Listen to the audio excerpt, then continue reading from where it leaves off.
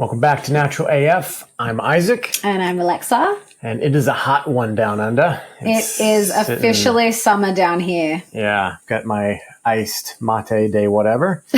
And but yeah, so this episode fits exactly with the name of the show, Natural AF. The show is all about natural boobies. Today's episode is all about natural boobies, not the whole podcast, just to clarify. Right. So I'm going to share my experience with getting really sick from breast implants and then explanting. So I just had my implants removed in July of this year. And I'm just going to share a bit of my journey, because when I realized that my implants were making me sick, a lot of the research I did was actually listening to other women's stories. So lots and lots and lots of stories. And then I obviously looked into, the reasons behind, the physiological reasons behind why they were making me sick as well. I did listen to some doctors, but unfortunately it is a minority of doctors that recognize that this is an issue with breast implants. I think it's a minority of people. There's so many people that we speak to about this and they're like, oh, you've had them out. Like, it's a surprise that you would do that. Kind of. But to be honest, I was actually more surprised at the amount of people that when I told them, they either knew someone that had taken them out because they were making them sick, or knew someone that had them in and was really sick and thought it might be their breast implants. So it is getting more common though. Yeah. I have many people that have had similar stories that have told me that their partner is thinking about having them removed, which is a great time for this episode to come out, because it's really important. And Lex will get into this, how you get them removed. It's very critical to get that right. Yeah. And I think too, like for us, I think it's probably the circles that we run in and the kind of people that we know and that we tend to talk to a lot, like when we're at the markets. I think for people that are very health-based and especially more holistically health-minded, I think it's probably more common in our circles that people are now removing them. Because even without them making you sick, or without knowing the extent of how they can interrupt your body's normal functioning, I think just, and even I came to this, like when we first met, I wasn't, or as far as I was aware at that time, they weren't making me ill. I look back now and they were. But I even had come to a point where I was like, I'm definitely not, because they tell you you've got to replace them every 10 to 15 years or whatever. I was never going to replace them. I was going to take them out, because even just on a fundamental level, I didn't want foreign objects in my body. But then obviously I ended up getting really unwell. So I think it's more common, in sort of the circles that we run in. However, I think in the mainstream, this is not something that is talked about.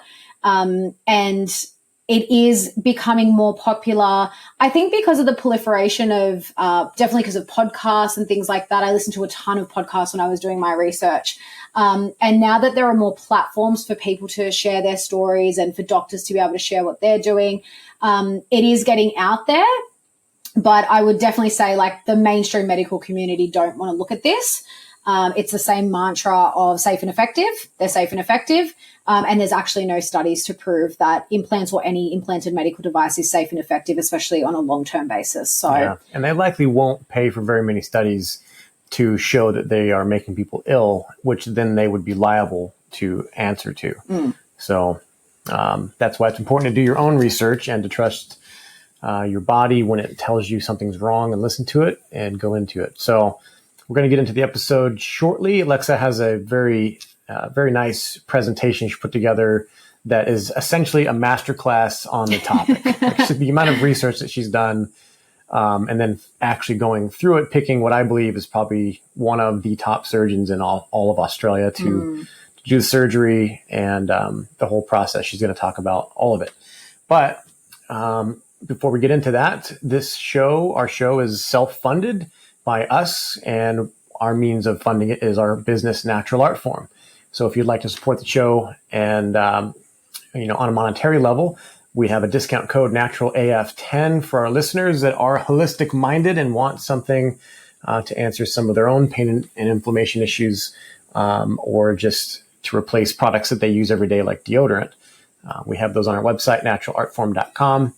And we run the business on 2 continents, in Australia, where we're at, and in the United States. And we have 2 different offerings. The same product, Alleviate, is on both continents. In Australia, because I'm here and I'm the tinkerer, I'm making the deodorants. I'm making a skin repair remedy that's on our website, and there's more to come. And then hopefully soon, early in the next year, we'll have all of that available in the US as well. So yeah, check that out. And just to clarify, so that Natural AF 10 discount code will get you 10% off your first online order. But if you want to keep in the loop for any other discounts that we offer periodically, just join our mailing list. You can do that on the website as well. Yeah. We just ran our Black Friday sale. That was our last sale for the year, but come 2025, we'll always have new offerings. So you can sign up to the mailing list and make sure that you don't miss out on that too. And also, we'd also greatly appreciate your help sharing the episode, getting this out there. If you or anyone you know is thinking about having breast implants removed, or God forbid, thinking about putting them in after hearing this, please share this episode to people. Tag them, tag us on Instagram, and write your comments and questions. We'd love to hear back about your experiences with this.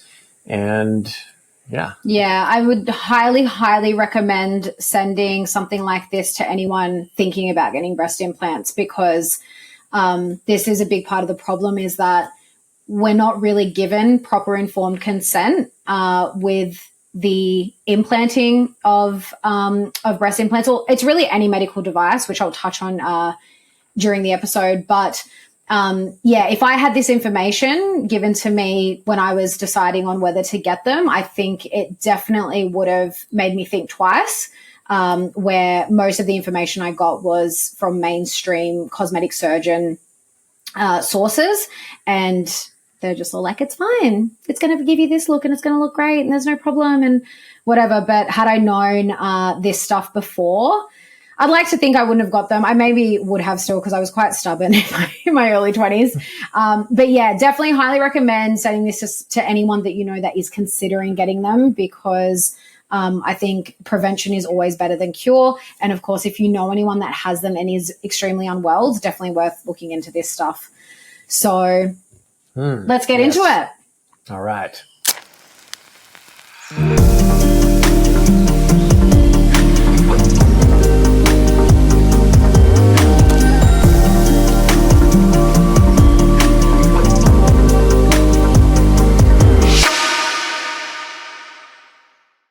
So to begin, we're going to start right back at the beginning and go into why I decided to get breast implants in the first place.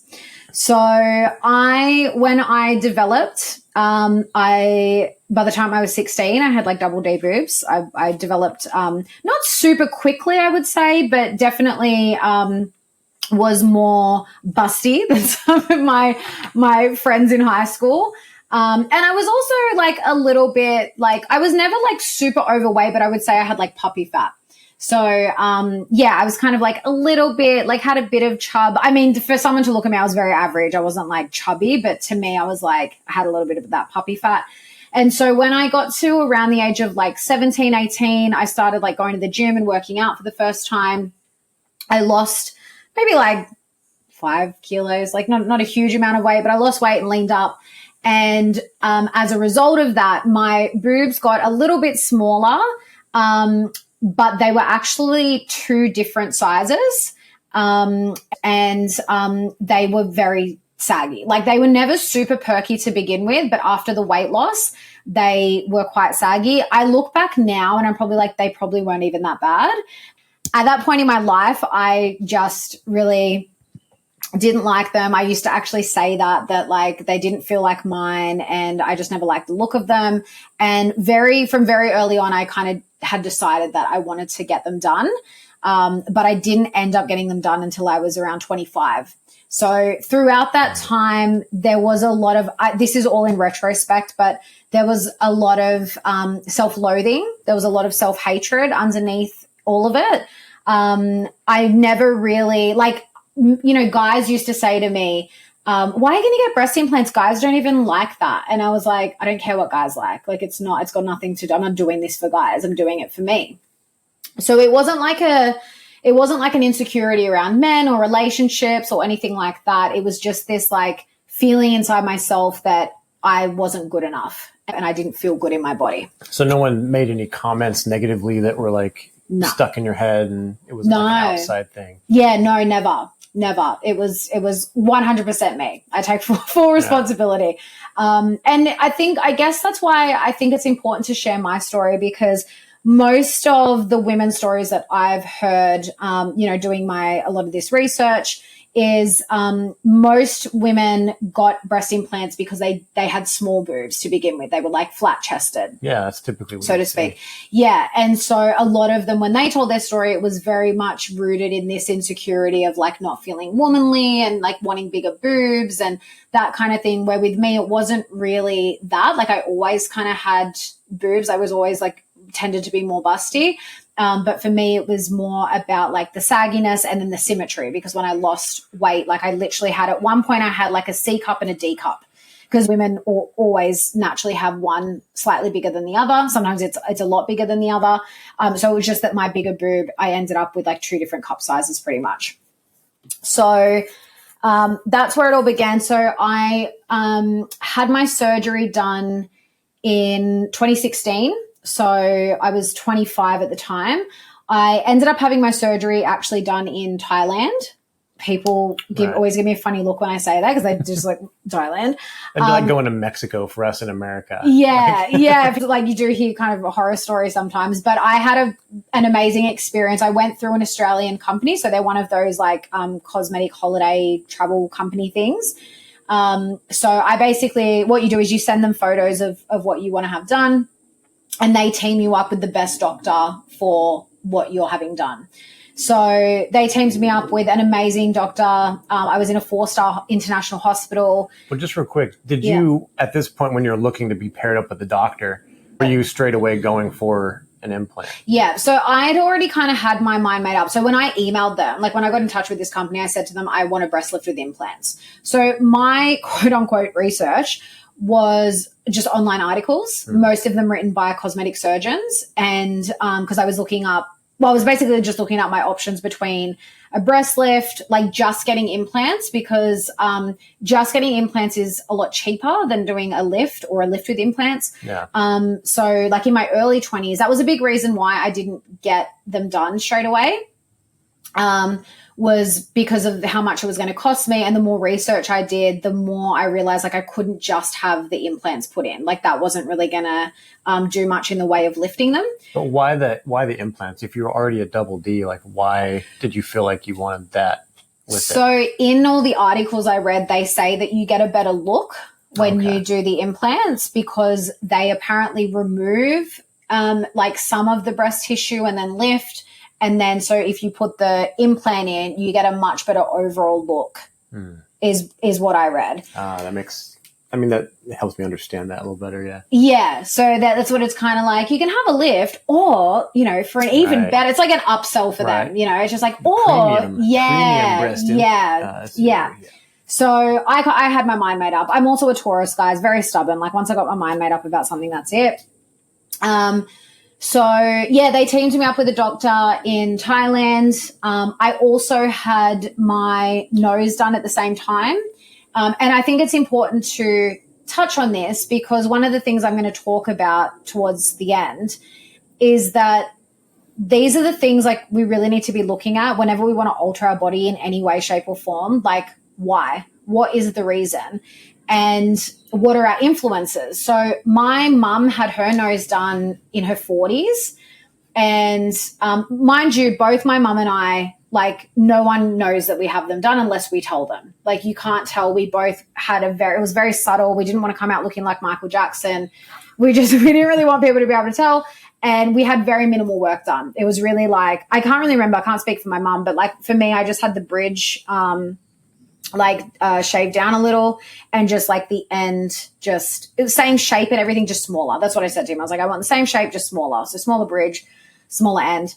And it was just cheaper for me to do them at the same time.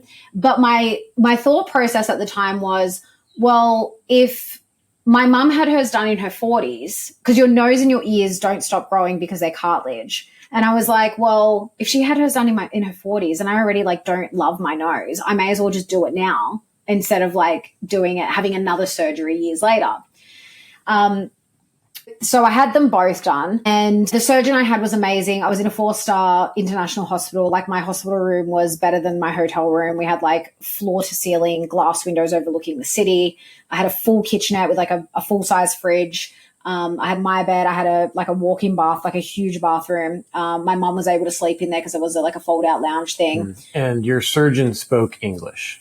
Yes. Right. Okay. Yes. None of the nurses. First thing that pops into my head. None of the nurses spoke English. I don't think in the whole hospital, but the surgeon definitely did. And he was very good. He was actually he was trained in microsurgery. So that was he's like started off in hand microsurgery, then got into cosmetics, and then they actually sent all of their breast lifts they would send to him because he's known as being a bit of a perfectionist.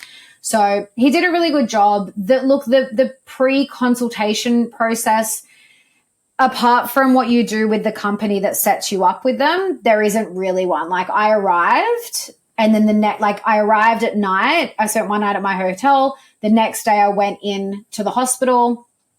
I was admitted. I had my consult with him just to basically for him to go over what he was going to do, for me to ask any questions. And you didn't go alone. My mom came with me. Yeah. And you know what? Thank God, because at this point in my life, I didn't want to get married, didn't want to have kids.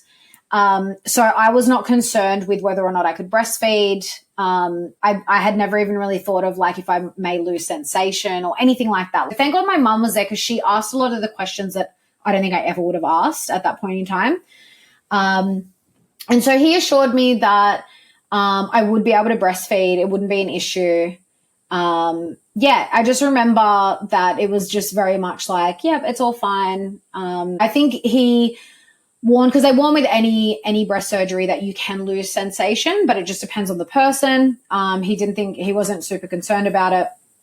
And it was very, very short. He drew me up. I went back to my room, and then I just waited basically to go into theater. So it was quite a long surgery because I had both of them done. And again, he's quite a perfectionist. The breast and the nose in the same surgical session. Wow. Yeah. Okay. It was very long. That's a pretty skilled doctor, though, I gotta say, because a lot I've heard of just kind of specialize either rhinoplasty, which is the nose, or the breast, which What is the technical special boy name of breast implant or breast surgery? So it's breast augmentation. The lift is a mastopexy. So anyway, I came out. I was in hospital for a few days there. Came out, I was fine. And I'll bring up the presentation. So for anyone that's visual, jump on either Telegram, Rumble, or YouTube, where you can watch us. And you can see here. So I got what they call the gummy bear implant. So this is a silicone implant. So this is also important to know, because when I went in, I told him I wanted saline. And up until I started researching my implants when I got unwell, I thought I had saline implants this whole time. I'd never and they give you the booklet, the product insert booklet thing, and I'd never looked at it. And I did not realize literally until this year that I had, not only did I have silicone, but I had this gummy bear type. So mostly you just hear saline, silicone. The gummy bear, they're a newer implant. They were basically created so that they're literally the texture of a gummy bear. So if you push it, it's squishy like a gummy bear, and it doesn't actually have any liquid in it. So it reduces the risk of leakage, but it is all silicone. So is there a fluid inside of it, or is it just like a gummy bear would be, where it's the same gel just consistency? all literally like a gummy bear. It's the same consistency, and then it just has a shell around it. Whereas the more traditional sort of silicone and saline, they have a shell that's then filled with either a silicone liquid or a saline liquid. And because they're filled with that liquid, there's a higher risk of rupture. And if they do rupture, that liquid inside is going to leak out. Whereas with a gummy bear implant, if it ruptures, it just doesn't leak out. However, the silicone can still leach into your body. So you can also have different surfaces. So there's smooth or textured. I had the textured. So the smooth, they're pretty self-explanatory. You can see here on the presentation what they look like. The smooth, they have a higher risk of flipping. So for anyone that's ever watched Botched, this is a lot of the stuff you'll see is like the ruptures. And I've seen some of those shows where you can just see them pulling like gunk out, like silicone that's ruptured. So just a warning for our viewers or listeners, there are going to be described in this probably some things that may test your intestinal fortitude. So I'll warn you before they come up. So for anyone that doesn't want to look. It's not going to be super gory, but there some pictures of like blood and at the end. Yeah. If you have a weak stomach, don't, but I'll warn you before they come up. But yeah, so for anyone that's watched Botch and you've seen how they, the implants flip, that's what can happen with a smooth surfaced implant because they're completely smooth. So they don't really have much grip around them. Whereas the textured, it's a bit rougher. It kind of sticks more to the tissue, the surrounding tissue, and it's less likely to flip. I had that. I had the textured gummy bear. I, again, didn't know this the whole time I had my implants in, but when I was researching, the textured implants do have a higher risk of a certain type of breast cancer that is associated with breast implants. It's in my product booklet. It will probably be in any breast implant product booklet that is a potential side effect, that they have associated this particular type of breast cancer to implants, especially if you have the textured surface implants. So then there's different placements of the implants. So I had mine under the muscle. Again, this has become a lot more popular over probably the last 15 to 20 years because they give you more of a natural look, and that's what the doctors usually recommend. Like he said to me, we'll do it under the muscle. You get more of a natural look, whereas when you place them over the muscle, that's more of like the Pam Anderson, like bolt-on look. They look very fake because it's literally just the implant sitting on top, and that's really all you see. So mine were placed under the muscle, and again in the presentation you can just see the different placements. And then this is the scarring I ended up with. So I was under the impression that I would have an anchor scar, which is so cut around the nipple, down, and then underneath. For anyone watching, you can see the difference here in the image. I actually just ended up with a lollipop scar. So it was just around the nipple, down, and then like a bit of a keyhole underneath. So they title these things like lollipop, gummy bear, like whipped cream topping. Like, they make it sound very like fun and tasty. Yeah. Like, I don't know. I just noticed that. All right. So that pretty much covers why I got them, what I had done. Yeah. So then fast forward so I had my implants in for almost 8 years. It actually wasn't until you and I met that it even came across my radar that breast implant illness was a thing. And I do also want to preface this, guys, with the term breast implant illness. It's kind of like a syndrome. It's not like a disease. It's not. How do I explain it? Like, don't get too attached to the term. I'm not attached to the term at all, but it's just an explanation of basically what's going on. It's basically just your breast implants are making you sick. Yeah, and there's a whole spectrum of symptoms that you get into. Yeah. So I was not aware of this at all. The only thing that kind of came into my periphery, like maybe like a year before I met you, was that I had found research to show that there's a higher risk of complications with breastfeeding in women that have breast implants. Yeah, understandable. And especially with the lift because they're cutting around the nipple. So I remember finding that out, and I was really kind of disheartened because I know I have extended family members who had the exact same surgery that I did and had trouble breastfeeding their kids. So that kind of stuck with me, but I didn't really look much further than that. And then when I met you, and I think like I mentioned in the intro, like, I had kind of come to the decision where I was like, I'm definitely not going to replace them when it's time. I just want to take them out. And I think I'd said to you, like, if I have problems breastfeeding, then I'll look into just taking them out early. And then you sent me Alex Zech's podcast on breast implant illness. I didn't even listen to the whole thing. I think I heard it and saw that it was the title and just was like, yep, that's for Lex. So that was the first time that even came into my awareness, and I listened to it and I was like, wow, it just made so much sense because, I have a background in holistic nutrition and like looking at the body, and I'm like, yeah, of course, like these foreign objects, they're full of like all these really toxic chemicals that they don't tell you about. I'm like, yeah, of course, it makes so much sense. Still didn't really think much of it because at that point in time, I was feeling great. Like I remember at that point in time, I had taken up Muay Thai boxing and I was like walking every day and I was intermittent fasting at the time. I was feeling great. So I was like, okay, well, I'm going to just like, shelve that and know that if I start to get really unwell, these symptoms start to show up, I'll definitely look into it. And the reason I sent it to her was, so she had talked about her implants before. This is before we physically met. Mm-hmm. Yeah. Because I was in the States. She was over here. You can hear our episode on how we met, episode 11, I think. Yeah. So Alexa was mentioning her hair falling out. And how she was, it's just so annoying having all this stuff fall out. I had heard some of that on some of the same complaints from whoever. I didn't remember who Alec was interviewing in that episode. It was Amanda Porter and Robin Tout. Okay. So, actually, we'll put the links in this episode. We'll put the link to that podcast because I highly recommend people listen to it. It was a great episode. And you can then find them on Instagram and they share a lot of information there. Yeah. But I just remember that jumping out and I was like, I wonder if that could be correlated. So like I said, at that point in time, I thought I was fine. It wasn't until I got really unwell that I looked back and I did actually have symptoms, very sporadic symptoms that I hadn't connected. And they'd been happening for quite a while. But it actually wasn't until, so then again, fast forwarding like months later, when Isaac and I traveled to the States and we did Mexico and the States for about 5 weeks.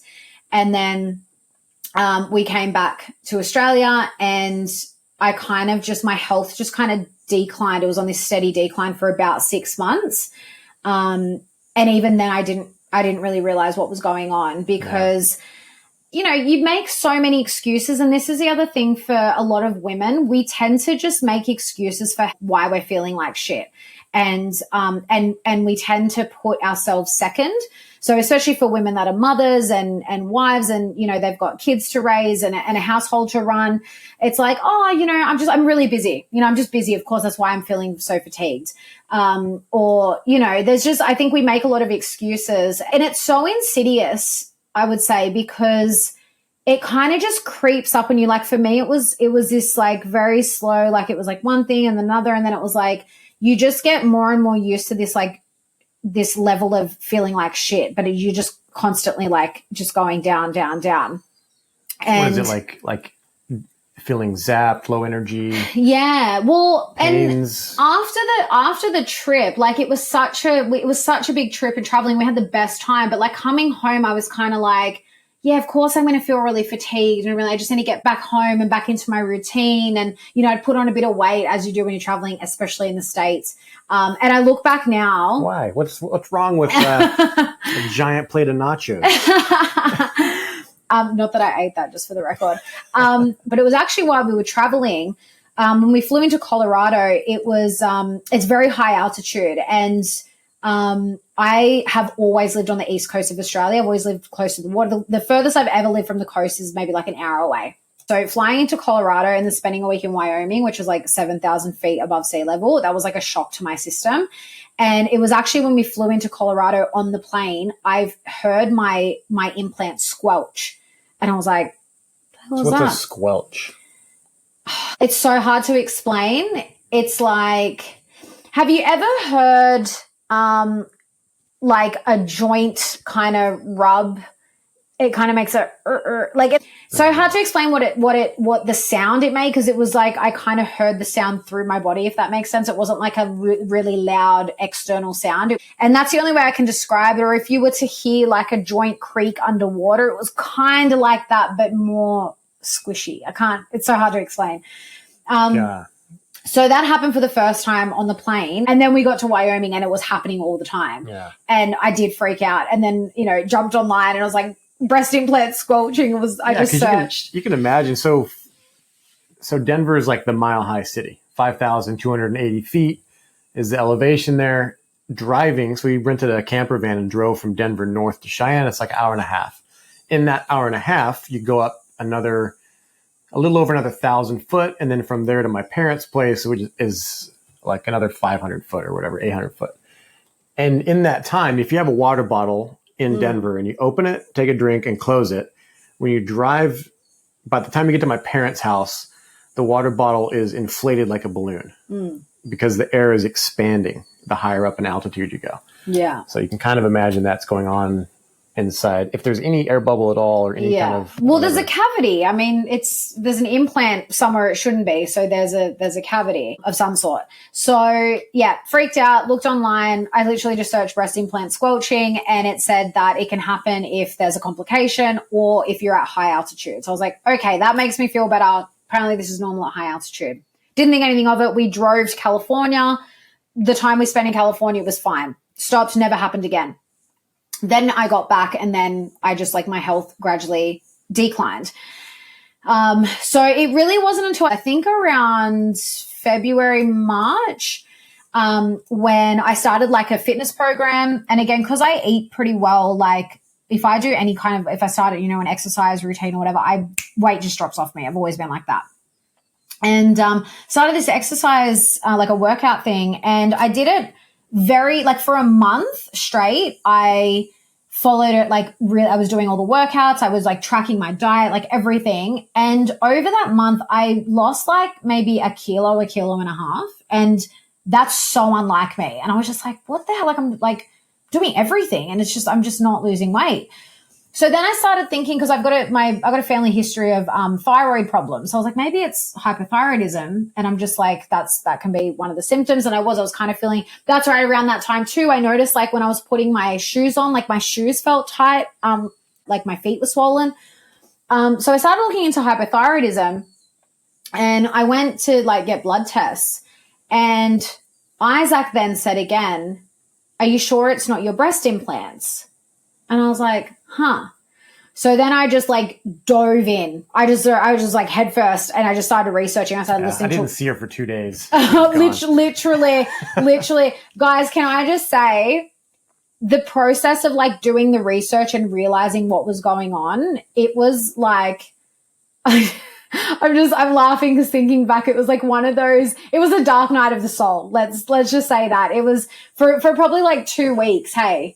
Straight, where I was researching and Isaac would come up sometimes, and I'd be sitting reading through all these women's stories, and I'd just turn around and start crying and saying this is it. This is I can't believe I've done this to myself. And it was just a whole thing. Cause I really, at that point when I started doing the research, I had to then reflect on why I got them in the first place. And then I had to be really real with myself. And that's when, like I mentioned before, I realized it was a lot of self-hatred. It was a lot of self-loathing. That was the core of it, and wanting to change myself because I didn't feel good enough and my body didn't feel good enough. So it was intense. So as I started doing the research, I then pulled together all my symptoms, because then I realized I was having symptoms from a while before the trip. But obviously I got a ton more after the trip. So I'll just go through them. I've got this on the presentation, but you don't really need to watch this. It's just for me to track. So prior to the overseas trip, I had hair loss. Hair loss was the one that I had for probably the longest. That started in around 2022. And it was when I moved out of Sydney up to the Northern Rivers. And that's, people would say to me, oh, it's just stress, hair loss. It's just stress. And I was I've literally moved into a rainforest, and I'm the least stressed I've ever been. It didn't make sense. So that was kind of one thing. Then early last year, so probably around the time I met you, so early 2023, I started getting joint pain. So joint pain in my hips, both hips, my knees.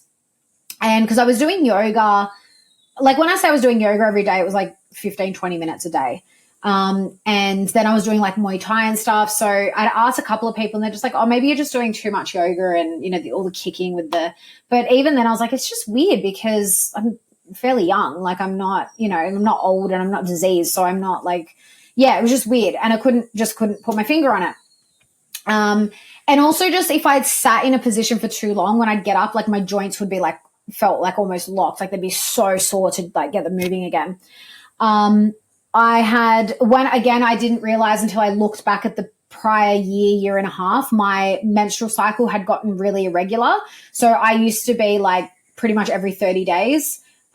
Pretty much like clockwork. And then the most I'd ever be out is 1, maybe 2 days at most. When I looked back at the prior year, my cycle had been anywhere from 27 to 32 days. Every month was like completely different. There was just no telling.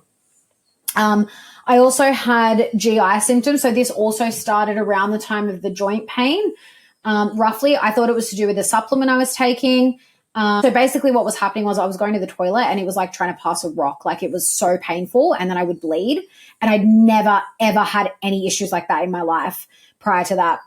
So I stopped the supplement. It stopped. It wasn't as bad, but then it would just recur. Like every month or so, I'd get this same thing where like I couldn't pass a stool. It would bleed. I'd be sore for days and then it would heal. And then I'd just go through that whole cycle again. And that happened for about a year. And then cellulite. So I've always had like little dimples here and there on my legs. But again, over the last like probably 2 years, maybe, it started to get worse. And then, it actually at its worst, it got to a point where I was starting to get like cellulite on my arms and this patch of my belly, like below my breasts. And I'll explain why that happened in a minute. So they were the ones that kind of lasted the longest. And that's why they were so sporadic. I didn't put them all together. Like I didn't think that they were all being caused by the same thing. So they kind of just went on and I didn't really know. I was kind of just trying to treat each symptom. I just didn't really know what was going on. After the overseas trip, however, I had extreme fatigue, most days I just couldn't get through the day without lying down and taking a nap. Brain fog, like really struggling to concentrate on things. Headaches, I would get constant headaches and like a headache for me most of my life is like once in a blue moon. And I can usually pinpoint, I'm usually either like dehydrated or I'm just tired. Like I know this was just constant, like almost every day I'd get a headache at some point in the day. General edema, so that swelling, my feet, like my shoes felt tight, like my body just looked swollen. So when I was doing the workout routine, that's what I was working out all the time. And I didn't look like I was losing weight. I just looked swollen all the time. The inability to lose weight, muscle weakness. So again, not just with working out, but just in general, like I just always felt very weak. Like I didn't have a lot of strength in my body. Chest pain. So I was getting, especially, do you remember when I was doing the research? So when I was like, for this like 2-week period where I was just researching, listening to women's stories, and listening to podcasts and reading things. And, I kept getting like really severe chest pains, like sharp chest pains. And I think at that point in time, it was just because of the awareness was coming to what was going. It was like my body telling me like, yes, confirmed. Yes. Yeah. It was like ding, ding, ding, ding, ding. But even prior to that, I would get just, again, very sporadic, sharp chest pain sometimes. Shortness of breath. So, where we live on our property is like up a hill a little bit, literally. And I'm just explaining my symptoms too, because again, for people that are just like, oh, shortness of breath. Oh, I'm just unfit, because that was the excuse I made. But I literally could not get up the top of my hill without being puffed out. And that's what I used to say, God, I'm unfit. And I'm just like, no, that's not normal. Like to walk, maybe 20 meters up a hill, I shouldn't be puffed out. But that was definitely that was one of my symptoms. So the shortness of breath. Yeah. And that's for people in America. That doesn't mean that she went to a Diddy party. That just means she was exhausted. Like she was puffed out. So. I had dull skin, so just no color in my especially in my face. I was getting vertigo and dizzy spells increasingly. So again, I've always had a tendency towards vertigo and stuff. But over the months, it would just come out of nowhere, and it would just keep happening like randomly. Yeah, there was one time it was pretty severe. You were like, lay down for quite a bit. Yeah, because when it gets bad, I can't focus my eyes, and then it starts to make you feel really sick. So I was getting bouts of that. Low libido, inability to fall pregnant. So on 2 occasions, so there was one occasion that I felt very strongly that I was pregnant. It wasn't confirmed, but I literally woke up in the middle of the night one night and threw up, which is very unlike me. I hate throwing up. Anyone that knows me knows I freaking hate throwing up. And I literally got up after I threw up, and I said to Isaac, I think I might be pregnant. I think I got my period late, but I did get my period. But it didn't feel like a normal period. It felt like I'd passed something. And then a few weeks before my surgery, I had a pregnancy test it had a very faint positive line. different experience because I freaked out because I was like, I've just booked my surgery. What am I going to do? And whatever. And again, like got my period late. But then I realized, I was like, that's probably because it does affect your hormones. I think we were falling pregnant, but it wasn't sticking. So that was definitely a pattern. And then depression, apathy, malaise, and disconnection from life. So the disconnection from life, I've got to say, was the one thing. It was the worst thing, but I could not put my finger on it until after. And I realized, because I actually listened to a podcast where a woman was telling her story, and she actually said something about, your implants are literally blocking your heart chakra. And I'd never actually thought about it from that perspective up until that point about the energy. And I was like, oh, yeah, she's right. And then we watched that documentary by the Heart Math Institute. I can't remember the name of it. I wish I could, because I highly recommend people watch it.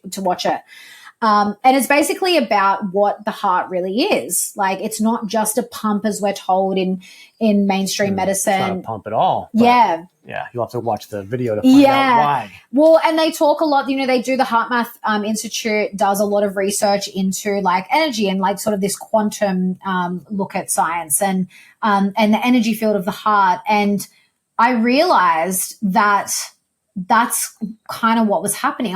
There was a very much a blockage of energy. And when you're disconnected from your heart, you are disconnected from life, because that's how we feel into life. We feel into other people. We feel into our environment. And that's what it felt like. And mind you, mine is just like, even my surgeon said to me, like, thank God you caught yours early. Because some of the women she sees in a lot of the stories I listen to are women that have been sick for like 10, 15, 20 years sometimes. And they get to a point where they're so unwell, they just want to die. Like, they don't care. At that point, they don't care if they have no boobs. They just like, I've heard many times from women telling their stories that they were just ready to die on the table and they didn't care because they were so unwell. So severe. Is that because it's like a chronic fatigue type thing, or? Yeah, it's just, I guess, well, because that's what I was going to say, like this disconnection from life that I felt, and this like, I put in there depression. Like, I wouldn't have said at the time I felt depressed, but I definitely had days that I did feel really depressed. It wasn't like ongoing.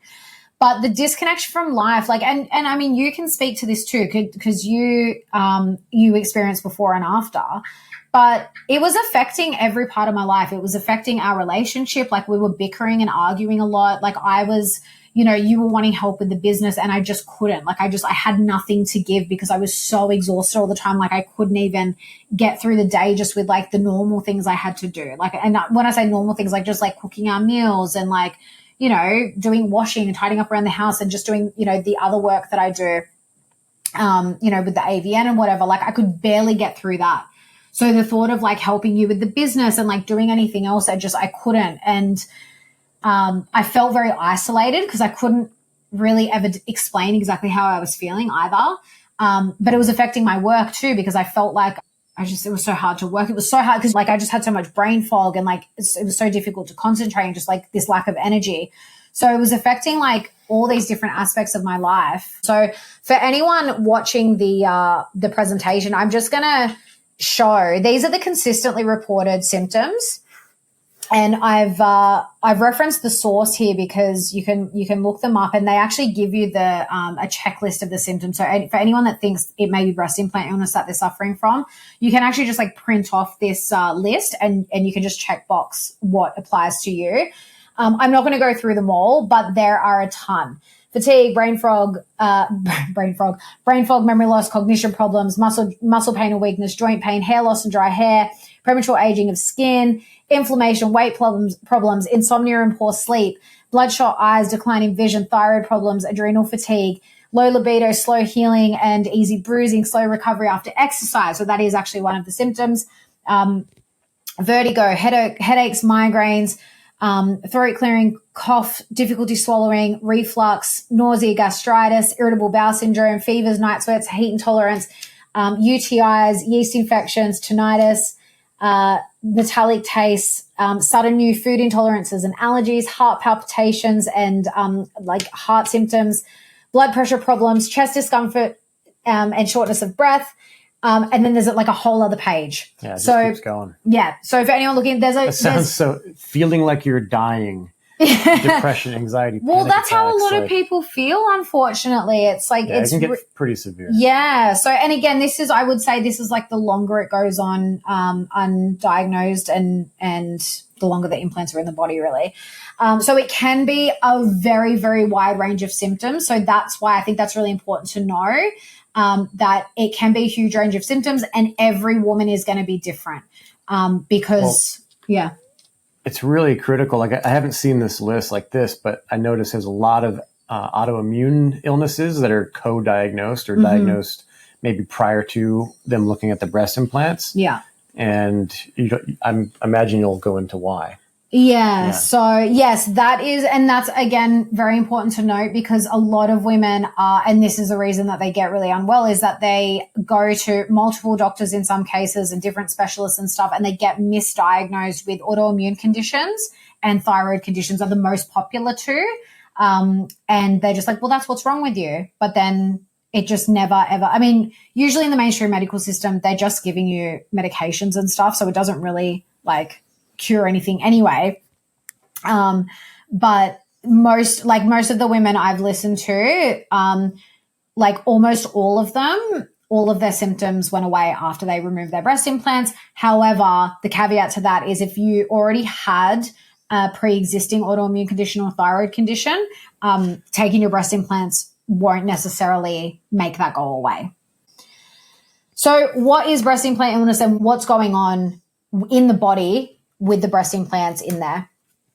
So there are a few ways in which they make you ill. I want to say here too that it doesn't require a rupture to make you sick.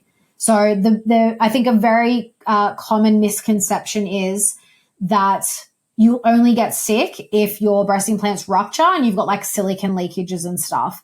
That can happen and that will probably make you sicker faster, which in some ways can be a blessing in disguise because you'll catch it more quickly.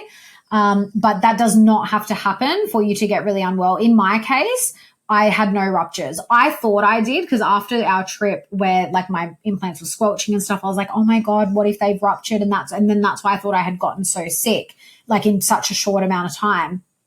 But I had no ruptures and I was still really unwell. So there's two main ways in which they make you really unwell. So again, on the presentation, I've just got a picture of sort of the anatomy. So you have a lot of lymph that runs through the breast and chest area, especially for women because we breastfeed, but even for men.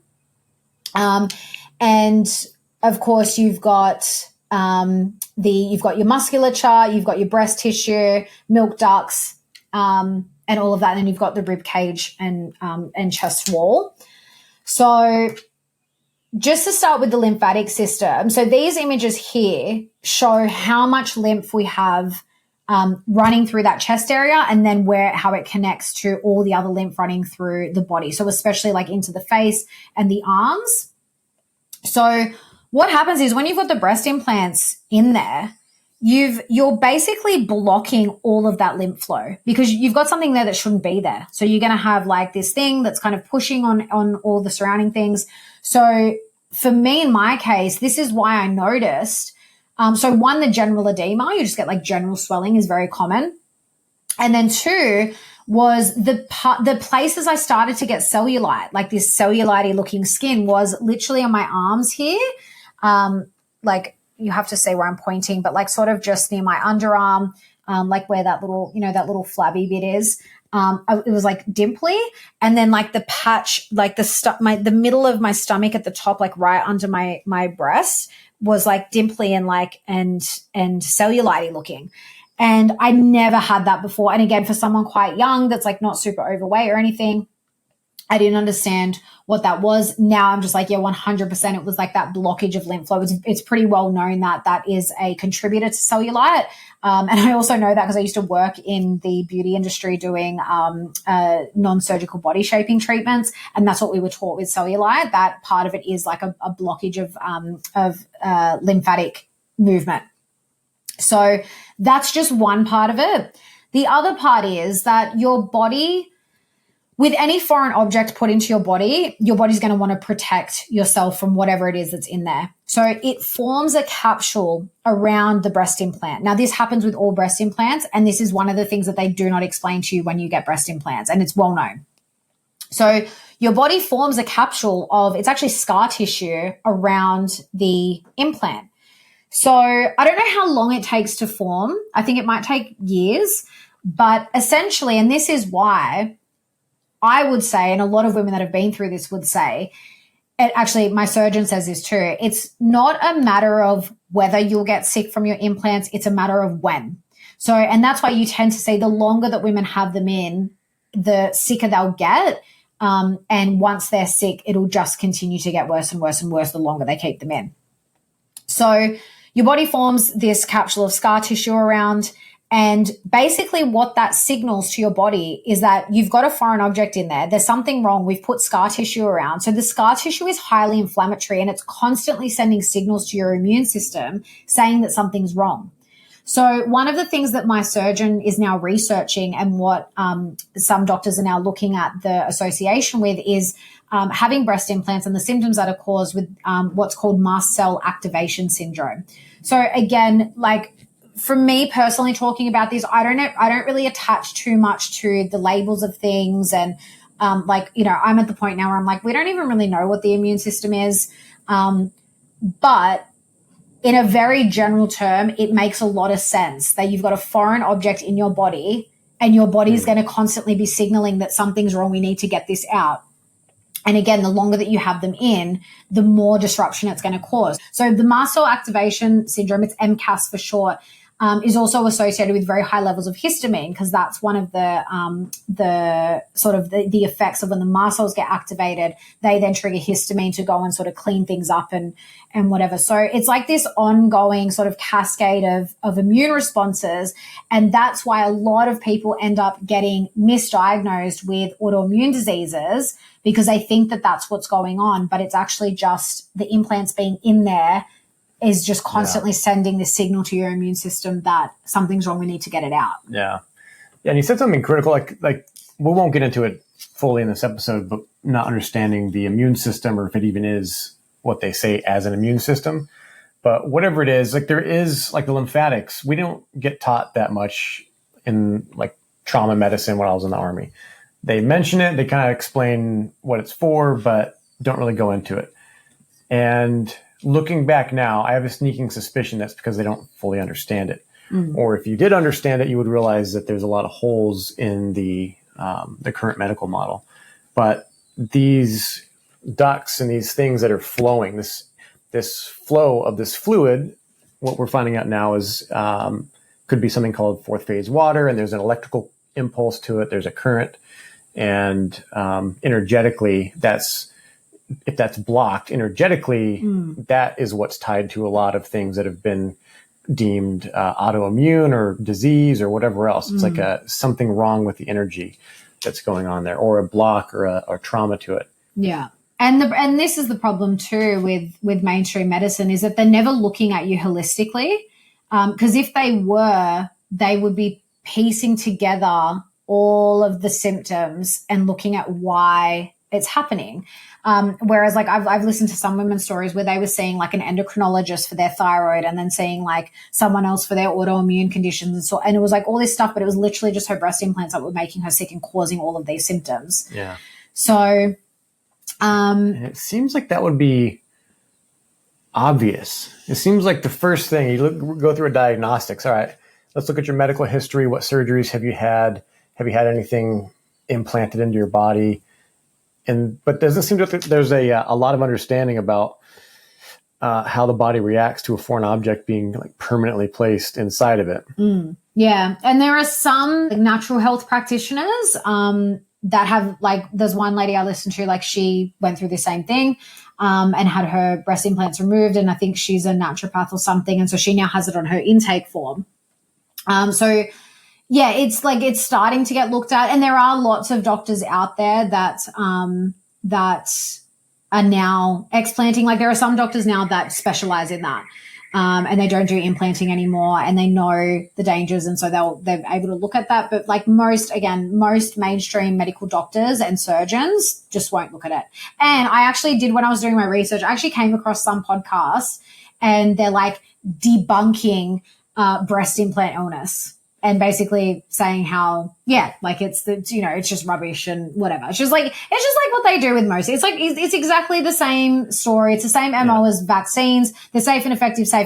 They don't want to look at it. And there are actually no safety studies on vaccines. And it's the same thing. Like most of the studies done on breast implants are done by the manufacturers. There's a clear conflict of interest there. If the only people studying them are the manufacturers, because they're always going to be skewed in their results. Yeah. So there's a big gap there with not just breast implants, but with a lot of medical devices that are implanted. Yeah. And these studies are very expensive. And to do these studies, they need funding. And who has the funding that typically goes into these studies? It's a lot of these pharmaceutical industry, or they call it biotech. The biotech companies themselves fund the studies. And if there's, I'm sure there's a big multi-billion-dollar, maybe trillion-dollar industry of breast implants. They don't want that disrupted. Absolutely. It's not in their self-interest. So yeah, exactly. And they do. These most surgeons, I mean, that's their biggest moneymaker. It's like, oh, we'll pop them in. Let's just pop them in. And then every 10 to 15 years, you've got to replace them. It's like they guaranteed repeat customers. And I don't even want to put it all on the surgeons, because they're trained in these clinics and schools that are funded by the biotech industry. Yeah. So the biotech industry is what decides what goes into their curriculum. And that's a moneyed interest. And that's obviously coloring how they think, because they've been shown one perspective. One thing that I actually forgot to touch on earlier, which is another reason that they can make you really ill, is just some of the ingredients that are in breast implants. So this is regardless of whether you have silicone, saline filling, gummy bear, they all have a silicone shell. So even if you have saline implants, they still have a silicone shell around them. And I'm just going to read out some of the ingredients, which, by the way, when I was doing my research, the ingredients are so hard to find. And again, this is what they do. You see this time and time again in the medical industry. When you try and get information on what is in these products, it can be very difficult. And it was so hard to find. And then even some of the product information sheets that I found, because they're all like these synthetic chemicals, it's like M1 and then like a word that's like 25 letters long and you can't even read and you don't even know what it is.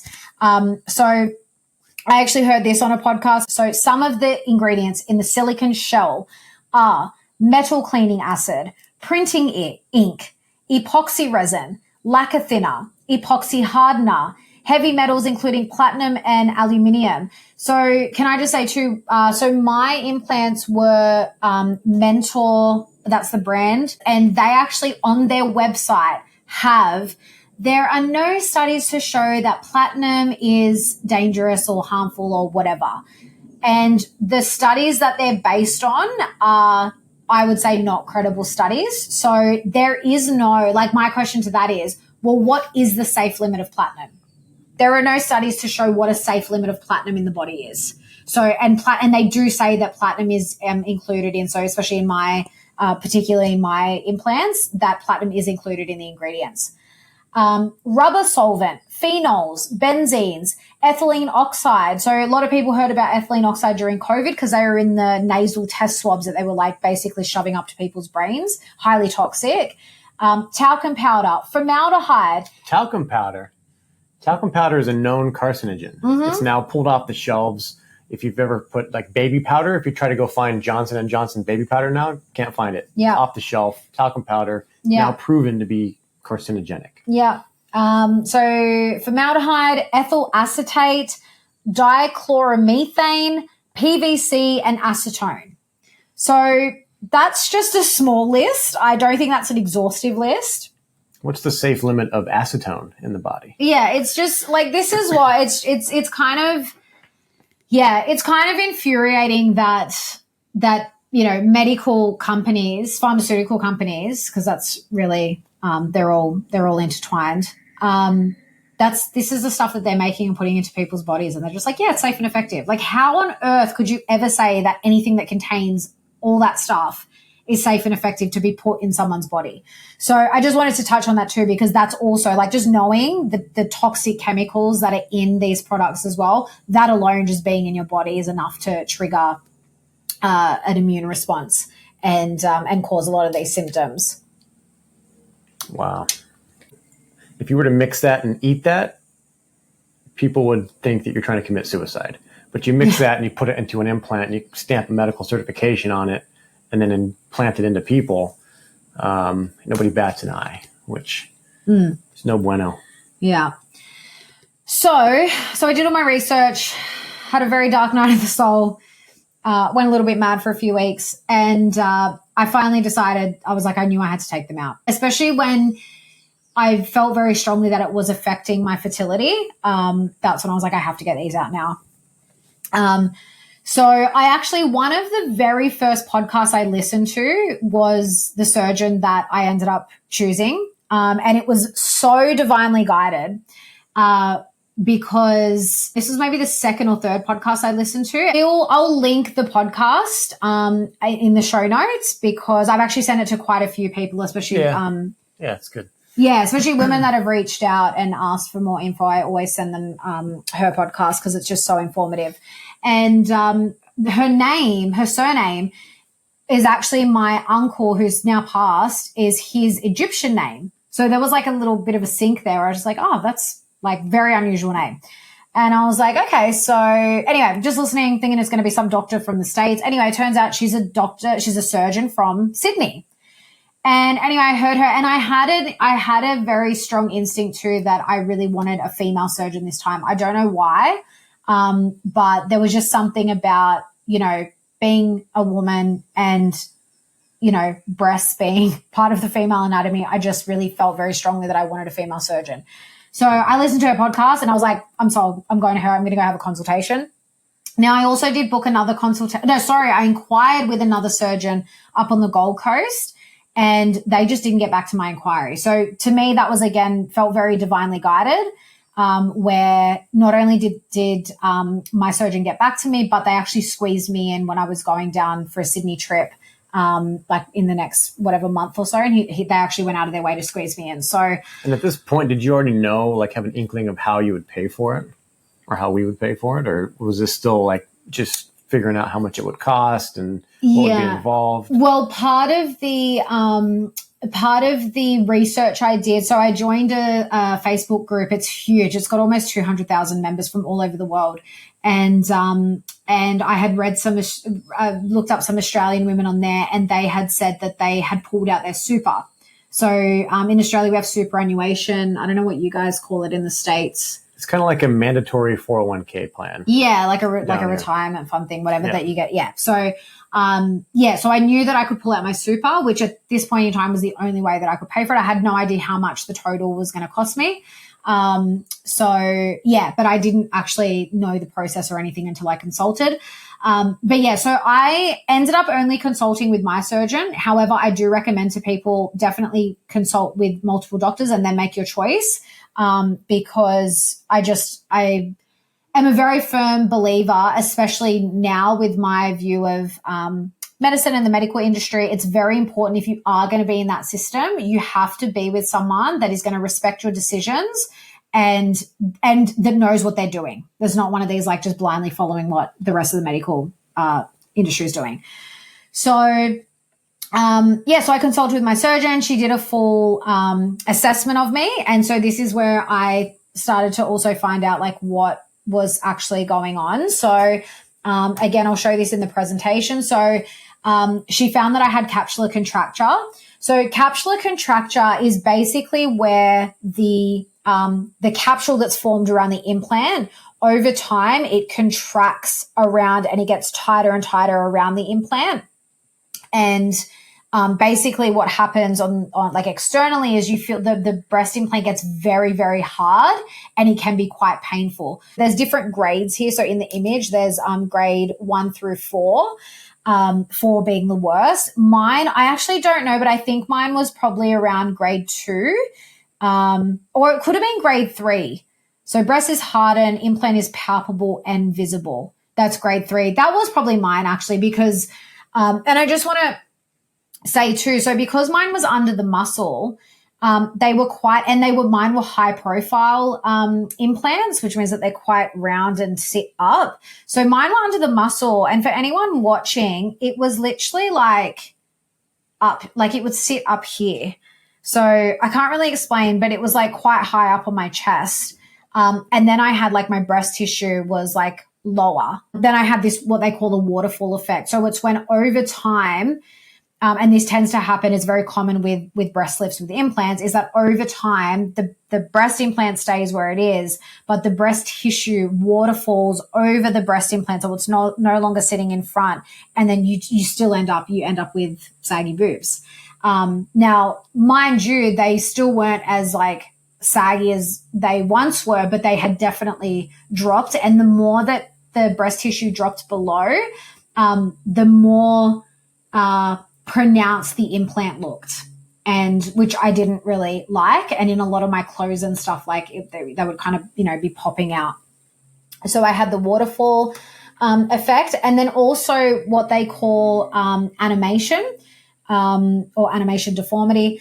So animation is basically where, just to explain it, because I've got a very short video in the presentation for anyone watching, but for anyone listening, the animation deformity is when you tense your chest muscles and your whole breast moves when you tense your chest muscles, which shouldn't happen. So I'll just quickly play the video for anyone watching, just so they can see what it looks like. So she's tensing putting her arms together, holding her hands together and tensing, and you can see her whole breast lifts when she tenses her chest muscle. So I also had that. So that was what she found at my assessment. And so what also happens, which I didn't mention earlier, but so what happens is when the capsule around the breast implants forms, once it's formed, it then attaches to all of the surrounding tissue. Anyway, I went in for my surgery, and afterwards she actually said to me, "Were you getting a lot of chest pain?" And I was like, yeah, in the end, I was getting a lot of chest pain. And she said, your capsule was attached to like everything. So just a few centimeters below my collarbone, that's where my capsule had attached to. So it was attached there, it was attached to my rib cage, it was attached to my chest wall, it was attached everywhere. So the more attached to it is to the surrounding tissue, the more pain you get, because when you move, it's pulling on all these different spots. So my surgical process was taking them both out. So to get them put in is, in my case, it was quite a few hours because I had 2 surgeries in one. But for women that aren't doing a lift, they're just having the breast implants put in. It's like a one and done. To have them taken out, it's a much more complex process. And this is why it is so, so very important that you choose a surgeon that knows exactly what they're doing. Not only are they aware of breast implant illness, but they know the correct procedure to explant. Yeah.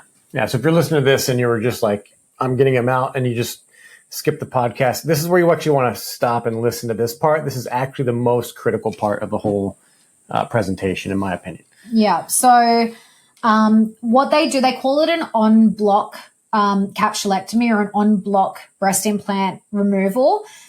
Because they have to take the implant out with the capsule in its entirety. It's so important after your surgery for your surgeon to show you photos of the breast implant with the capsule intact when they've taken it out, front and back. Because if you're to take, and this is actually what they do in replacements, they just take the implant out and put another one in. They don't remove the capsule. They don't do anything with it. And in that case, they're putting an implant back in. So it's probably just still going to make you sick eventually anyway. But if you're to remove the implant without the capsule and just leave the capsule in, or if you don't remove all of the capsule and it's in pieces and it's still attached places, you can then still get sick after, even without the implants in, because again, the capsule being in there is still signaling to your body that we've got scar tissue in here and something's wrong, and it can still be triggering immune responses. So in some cases, women can stay sick or even get more unwell even though they've had the implants removed. So this is why this is so crucial, because I couldn't think of anything worse going through that whole process and then realizing that it wasn't done properly and you're still sick and you've probably got to have another surgery. So the en bloc, taking it out in totality, that's what en bloc means, is very, very important. So, and that's, I don't even know the full process, but I can only imagine what she was doing because, like I said, she said the capsule in me was attached at so many places. They've kind of got to be very careful in unattaching all those areas and then pulling it out. Then I had a muscle repair because I had my implants put in under the muscle. It actually, of course, it changes the anatomy. So they put the muscle back in its anatomical position. A lot of surgeons that are explanting don't do this. So again, this is really important, especially if you've had it put under the muscle, which a lot of women do now. Then I had a what they call a flap reconstruction. So my surgeon is actually she started in oncology. She's an oncologist. She started in just breast surgery, so that she was doing breast surgery and reconstruction. And that's around cancer, for people that aren't familiar with the term. Yeah. So when I first listened to the podcast, one of the things that really resonated with me was that she's actually she's not really for full mastectomy, which a lot of oncologists are just like, yeah, we'll just take it all out. She's actually all about conserving as much breast tissue as possible and then reconstructing with what you've got. So that really resonated for me because I was like, okay, she seems like she's, at least wanting to like keep as much natural tissue there as possible. So with a flap reconstruction, basically they take a section of tissue from directly underneath the breast. So that's like fat, skin, and I think a little bit of muscle. I'm not 100% sure.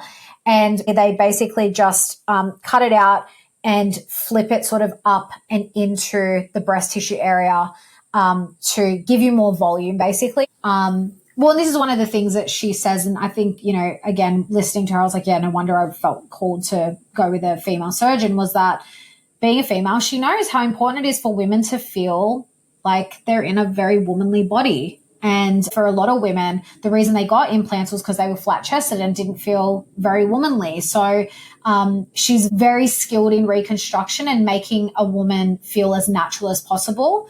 And in my case, she actually said to me, you've got really good breast tissue. Like, you actually never needed implants. You just needed a good lift. And God, I wish I'd met her 10 years ago because that's, and look, even if I still had them done at that point in time, I would have felt much better about just having a lift. However, do you really need a lift though? If I knew, that's the thing, if I knew everything I know now back then, I never would have touched them. I never would have touched them. I would have done the inner work. I would have looked at the reasons I wanted them, and I would have worked on loving my body more. And they probably would have perked up on their own. Probably. Yeah, well, now the stuff I know about breast massage and how important that is. And there's like, woulda, shoulda, coulda. But anyway, so that was the process. I ended up with an anchor scar in the end. So that's what I have now. So she basically had to do the same thing when they reconstruct. It's basically the same process as the lift in the sense that they cut around the nipple, they have to reposition it, and then they stitch that back up, stitch down, and then I've got a full anchor scar that goes all the way around and under my breast. And I've got to say, she did an amazing job, like amazing. I look in the mirror all the time and I'm just like, wow, they look amazing, like beautiful. Like you can't draw more perfect boobs. Like, she's amazing. Can't recommend her highly enough. And the people I actually came across, the women I came across in the support group that had also seen her, said the same thing. Can't recommend her highly enough. Does an amazing job. And one of the most important things for me was during the whole process of, I had to get blood tests and MRI and all this stuff. With the MRI, it said that I needed a contrast dye, and I didn't really want that. And I actually asked her, I said, look, if I wasn't to get the contrast dye, how much are you going to see? And she said, look, without the contrast dye, we'll probably see about 60% of what we need to see. If you get the contrast dye, we see all of it. But it's totally up to you. She said, I can't make you do anything that you don't want to do. And so it's totally up to you what you want to do. So that was huge for me because as someone who really doesn't participate very much in the medical system at all anymore, it's very important for me to see doctors that are going to, one, give me informed consent. That's very important with a lot of things, because in a lot of the medical products that we use and pharmaceutical products, we don't get proper informed consent. And two, that are going to give me autonomy over my body. Not that anyone gives that to you, but they're going to respect my decisions that I make for my body. Yeah. Well, and good on you for just putting your feet down and just being like, I'm not doing the contrast dye. Would you have been fine without it, or with getting the contrast dye? I don't know, but I'm sure it's probably, relatively safe compared to all the other stuff that people inject, but it's your body, and you get to, at the end of the day, have the choice and say, I don't want that injected into me. And she was obviously capable enough to do a phenomenal job without it. Yeah, exactly. So also the surgical process, the surgery is always about 8 hours. Mine ended up being about 6.5, but it is a very long surgery because, as I described, there's a lot that they have to do, and obviously done very carefully. So it is a long surgery, and the recovery is quite a lot. So I was just overnight in the hospital. Coming out, I had drains put in. So this is very normal with explant surgery, because essentially they're taking these implants out and you've got cavities in your chest. So you have to have drains in so that all the fluid's coming out and there's less chance of infection. So I had my drains in for about a week. So you basically have them in until you get, less than 10 mils or 20 mils a day or something. 20 mils of what? Like what was fluid. So whatever's coming out. So just it's kind interstitial of fluid, which is like a mixture of like blood plasma, a little bit of blood in there. Yeah. And Isaac, fourth phase water. Isaac likes the science. You could probably drink it and get like a homeopathic. Oh, gross. Oh, no, I would never. Anyway. I've actually put in those types of drains before. They can actually go into the chest cavity. Yeah. And that's what we would use them for. Yeah. So they come and they're actually stitched in, which I didn't know until I got them out. I was like, holy dooly. And getting them out after a week, oh my God.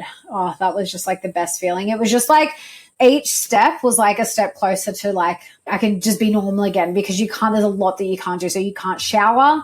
So that was the other thing, because I went down to Sydney to have it done. I had to stay there for 2 weeks because they want you near the hospital, near the surgeon, so that if God forbid anything happens, you're there and they can attend to you straight away. So we stayed with a very dear friend of ours who I'm so grateful for the first week and a half, because she was like very close to the hospital I went to. And I couldn't shower. Thank God where we stayed, she had one of those handheld shower heads. So my mum would come in with me and basically hose me down, because especially when I have my drains in, you're like carrying them around in bags. It's like a whole thing.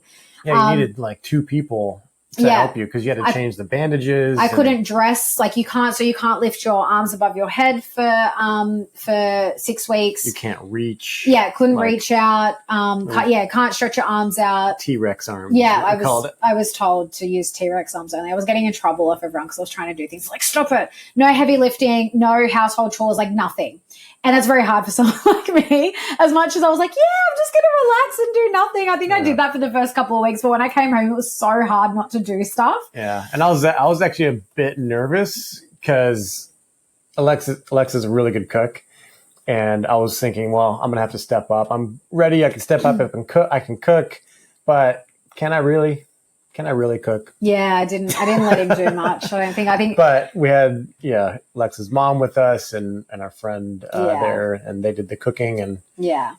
So blessed, so grateful. Like I can't stress enough how important it is to have support during this time too, because it's a very big thing to go through. It was a really big surgery. It's a big recovery. And when it's something like your breasts,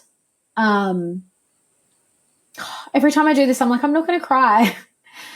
But when it's like a part of you that like makes you a woman, it is very sensitive. It's, and like for me, like having to go reflect back on why I got them in the first place, and like this amount of like self-hatred and self-loathing I had towards myself, there was such a deep sense of regret afterwards, and feeling like I'd done something that I could never, ever, ever take back. So that's why the surgery was such a big thing because it was the only thing I could do to rectify what I'd done. And really, I was just doing further damage to my body. And that's really, really hard. It took me like that during the recovery process. There was lots of emotions and lots of ups and downs where I would feel really good and then, feel really bad again. And, I still don't have full feeling in my breast, so around my nipple, which obviously she told me that's a risk with any breast surgery, even like your first breast surgery that can happen. But I was very lucky with my first one that I got full sensation back. I never had any issues with that. But now I still to this day don't have like full sensation around my nipple. So the nipple and then a little bit around the nipple and then around the scars. I have been doing a scar treatment with another dear friend of ours who's a Bowen therapist, but she does a specific scar treatment, and that has been amazing. So I've been seeing her for I think the last couple of months now, and after every session I've done with her, I actually get more and more feeling around the scar. So this is the scar that runs underneath and around my breast. So that's been amazing. I'm getting the sensation back more and more. And, and I guess I've got to work more with, I've done a bit of Psych K, but just because for anyone that knows Joe Dispenza's story, he literally healed himself in a hospital bed, by using his mind and actually envisioning his back being healed and everything coming back into where it's meant to be. And I do believe that we have that capacity as human beings and we are very powerful. So, for me, I think it's more of that work. And I do, I've often I'll envision, my nerves all coming back and, my milk ducts that, I'm not going to have an issue with breastfeeding. I mean, that's another thing. I won't know until I have kids whether I'm going to be able to breastfeed or not. And that's really hard too, just not knowing. But I just don't get too caught up on that. I don't get caught up around the story of I might not be able to breastfeed and whatever, because I do have full faith that there's every possibility that I can and that it's very possible. But I do also have to be very real with the possibility that I may not, and this may have caused issues as well. Yeah. Yeah. So it's definitely, it's not something to take lightly, but at the end of the day, it's, your health is improving and you can get into whenever you want to go into that about how you feel afterwards and the changes that you've noticed, but it's been hard for you.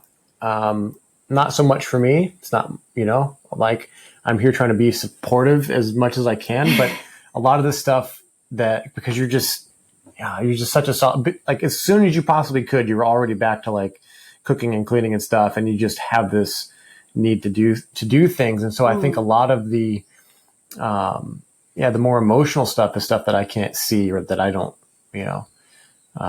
experience and all that. So after the body's healed up and you feel, outside, it looks like, she's on the mend, she's good. But inside, especially losing sensation to a part of your body like that does it creates a barrier between you and yourself. This little patch of you feels gone, feels disconnected. And energetically, I think it's so amazing that we have a friend here that does the Bowen therapy and the scar treatments, because scars, they affect the energy flow and everything on your body as well. And the only way to address it, there's a couple things you can do, but the energy needs to be addressed and consciousness can attend to that. So yeah, absolutely. Yeah.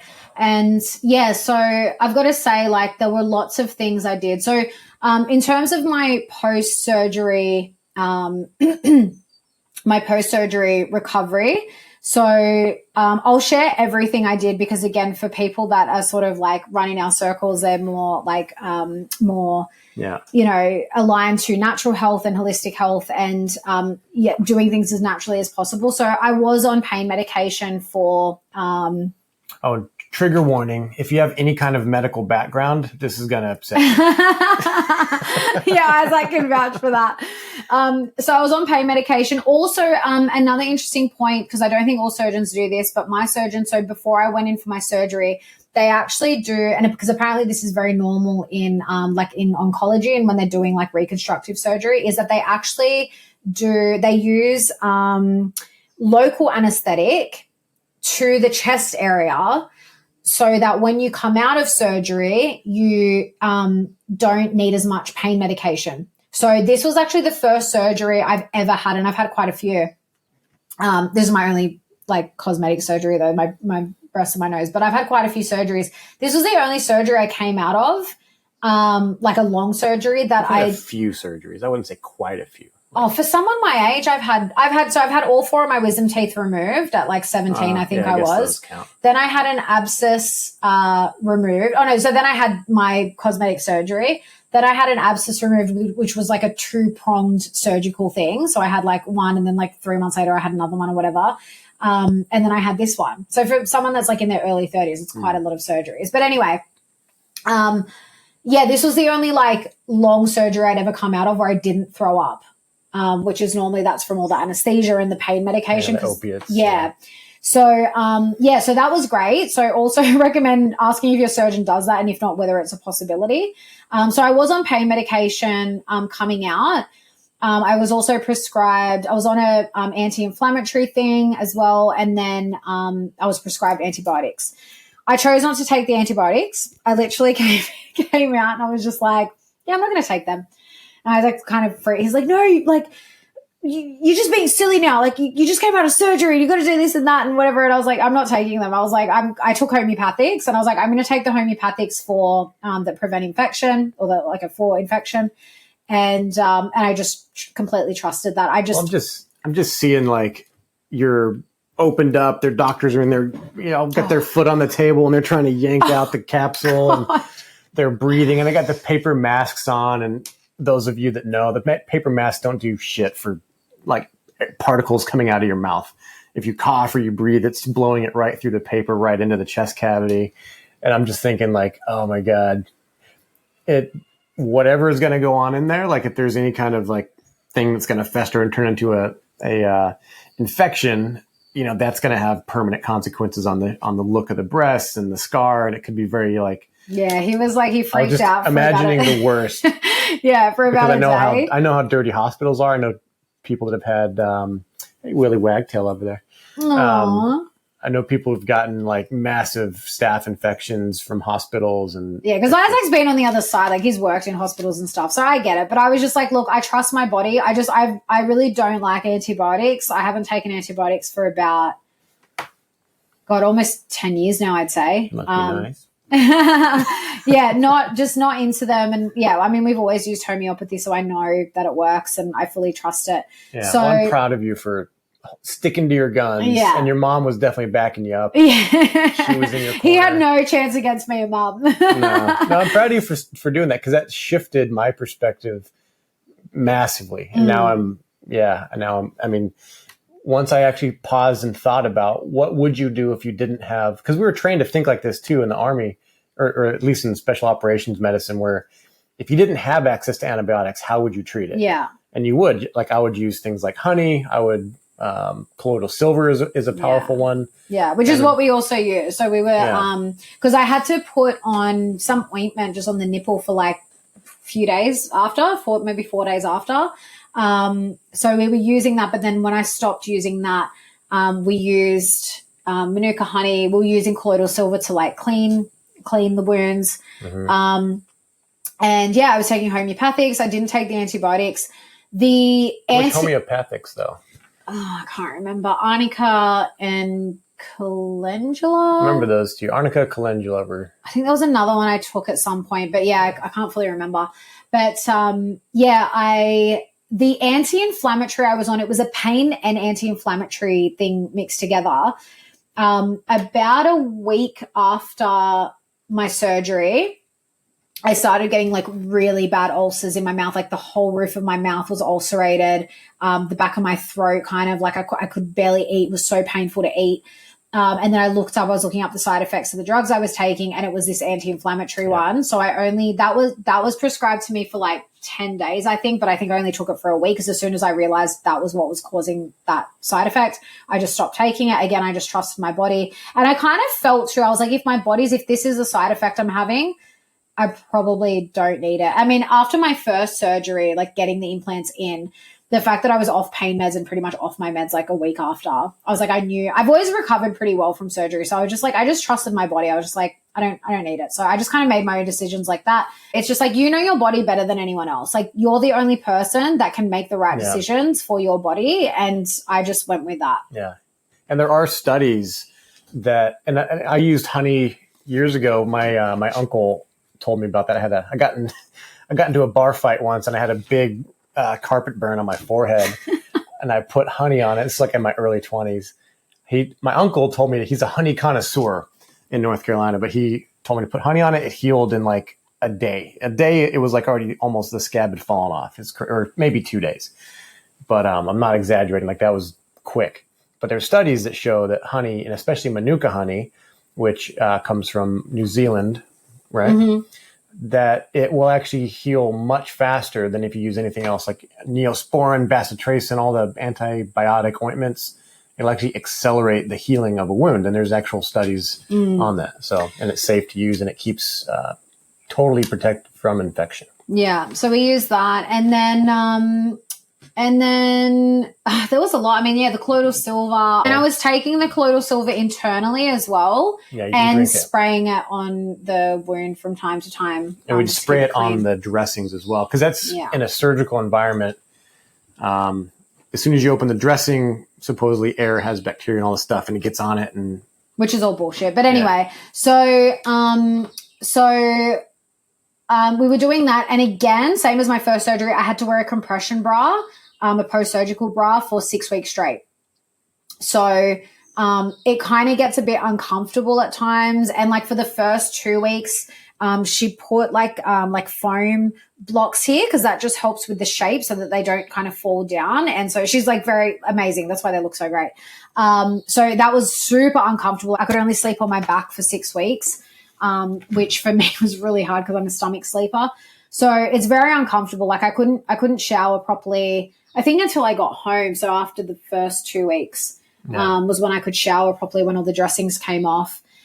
When I got home too, that was when I would sit out in the sun and just like, I would take the bra off, but just kind of leave it on me and just sit out in the sun for as long as I could.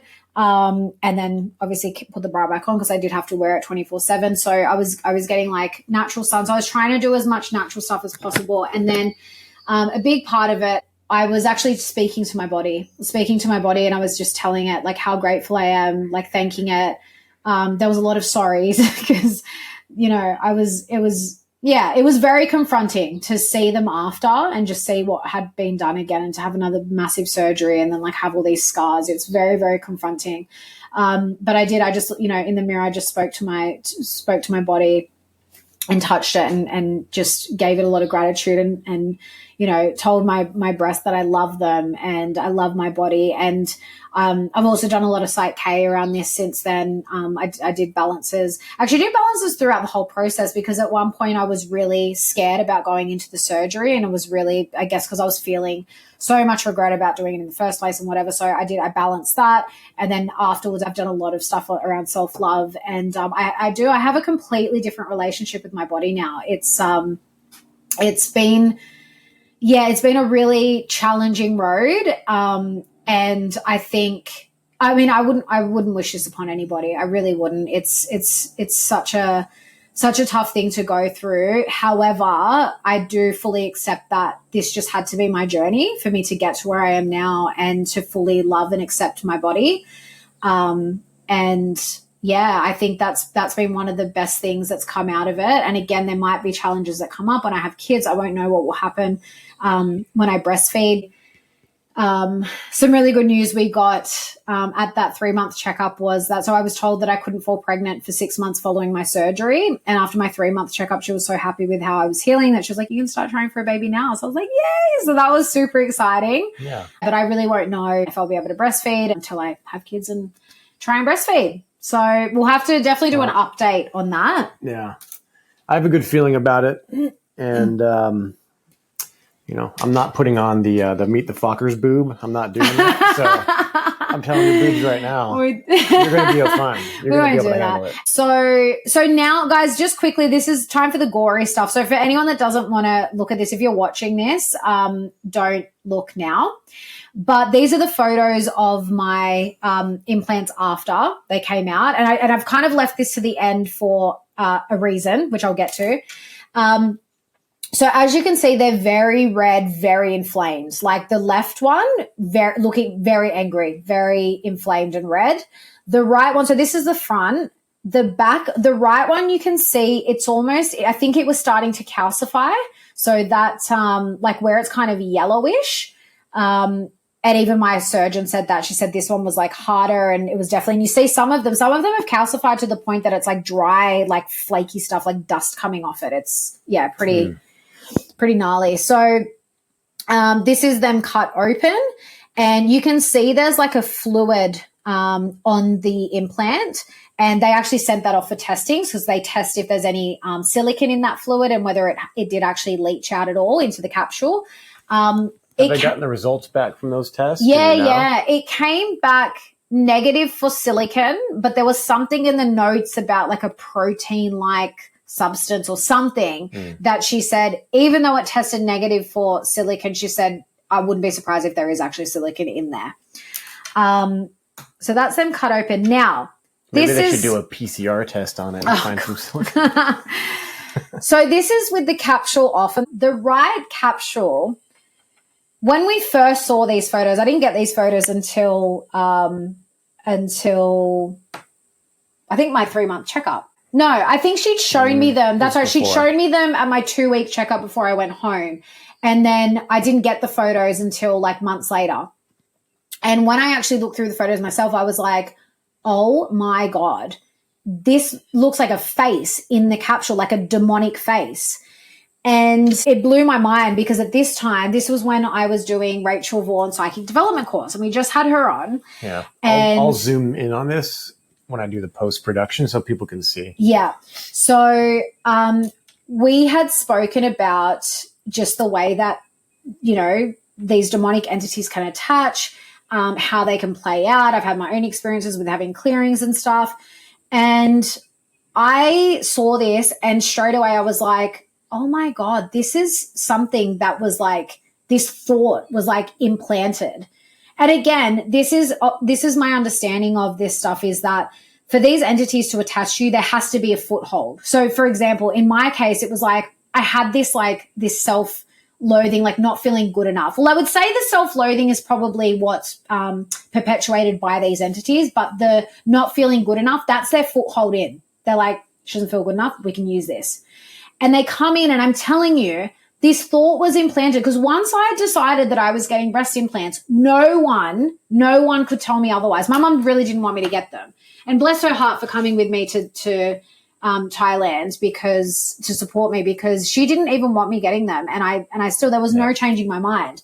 And I saw this and I actually asked Rachel, I said, do you think that this was something that was like attached to me and part of this? And she actually said, yes. She said there are demons specifically for self-mutilation, which I would 100% consider this because then there's like an offshoot of cosmetic surgery, which is like body modification.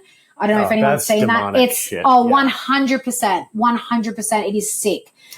Yeah. So I 100% this is a part of that because it is. It's like you are mutilating your body. I know that's a really harsh term to use, but you are mutilating your body by putting something in there that doesn't belong there to make yourself look a certain way.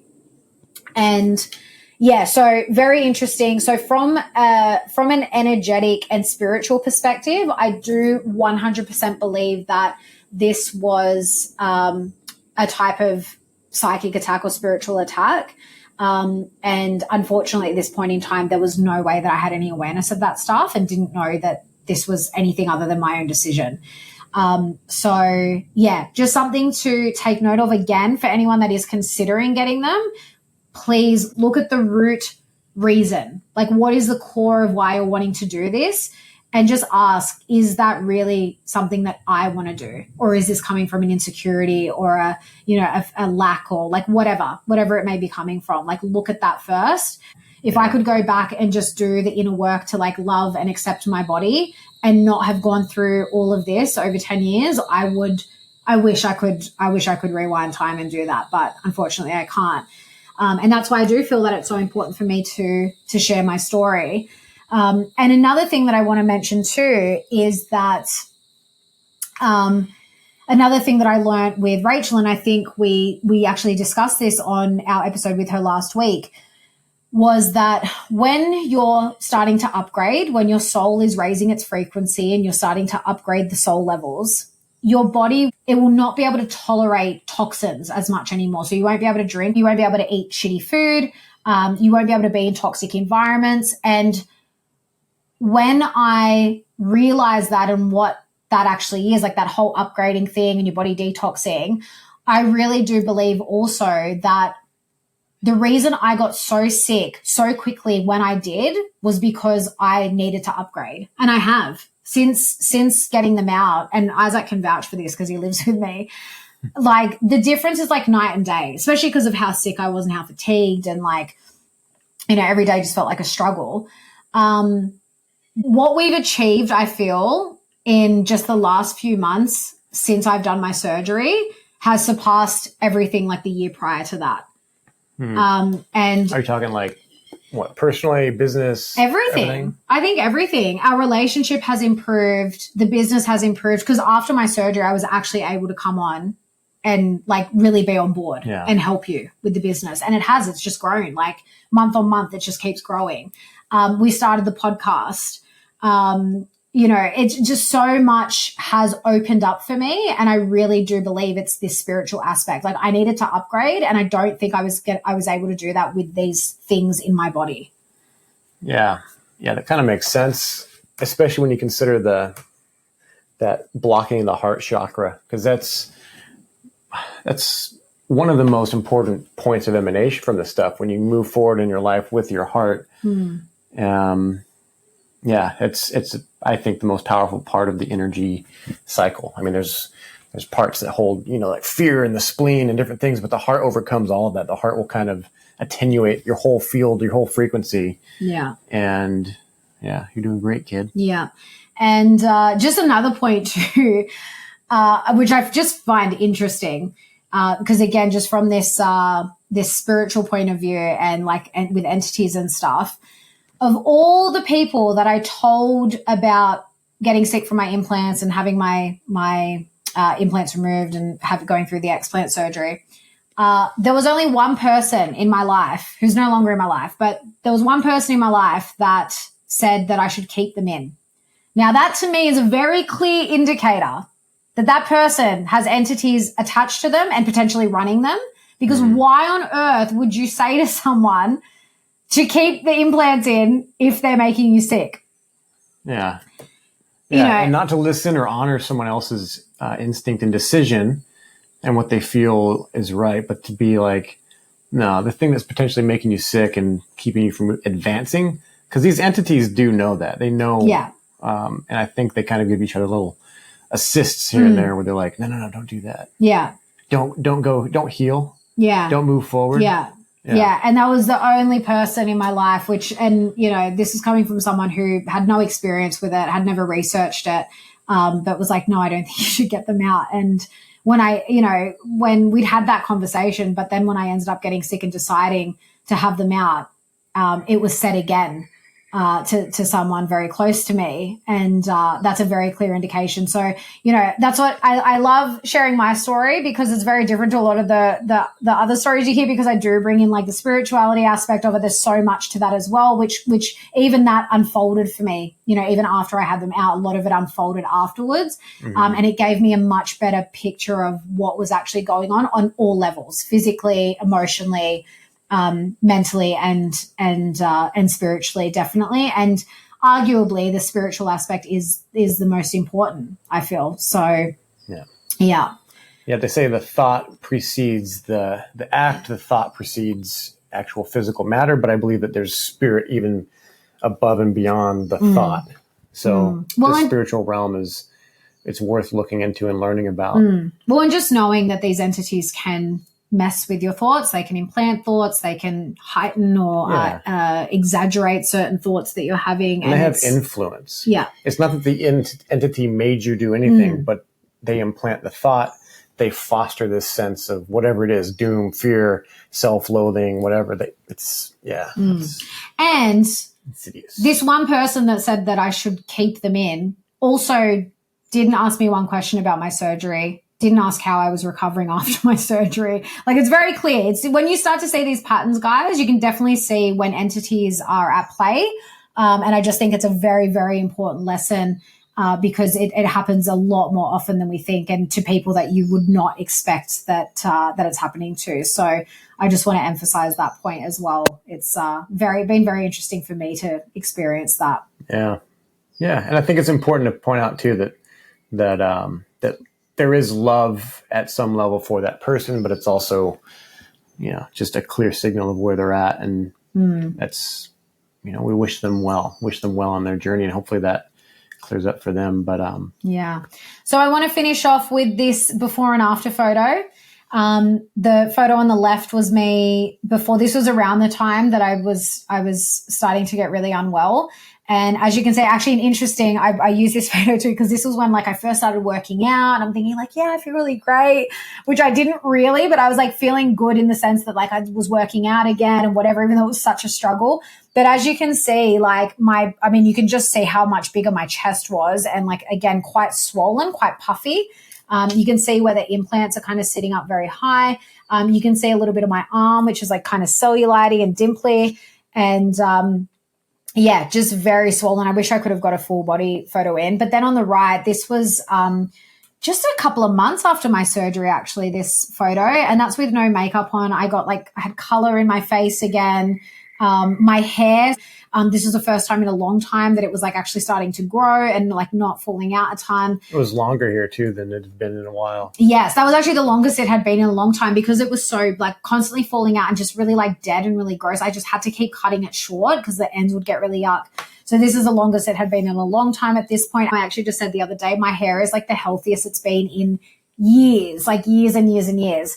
I just love that photo. I was just so happy. It was just very genuine. And I think I hadn't felt like that for so long. That photo to me just represents me now. Yeah. Barefaced and bare bummed, ready to take on the world. Bare bummed. You haven't heard that one? No. You're just another bare bum in the shower. Just don't ever think you're that great because you're just another bare bum in the shower. Just going pantsless into battle. That's all I got from it. Just running out the door with your helmet and your sword, but no pants.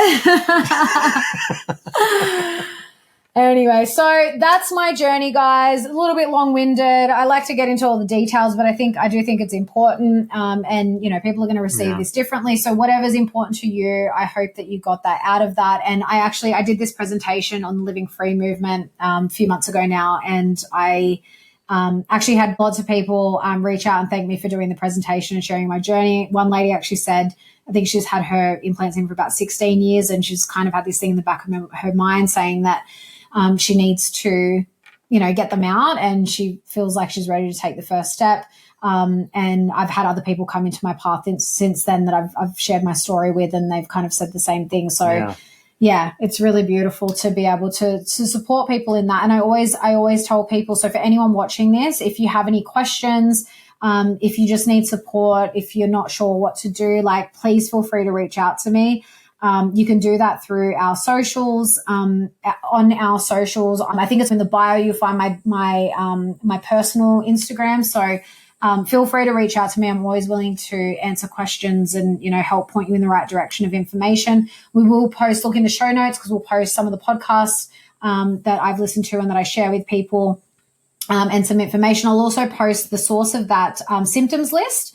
That's a really great website for resources, and that website also has a list of surgeons around the world.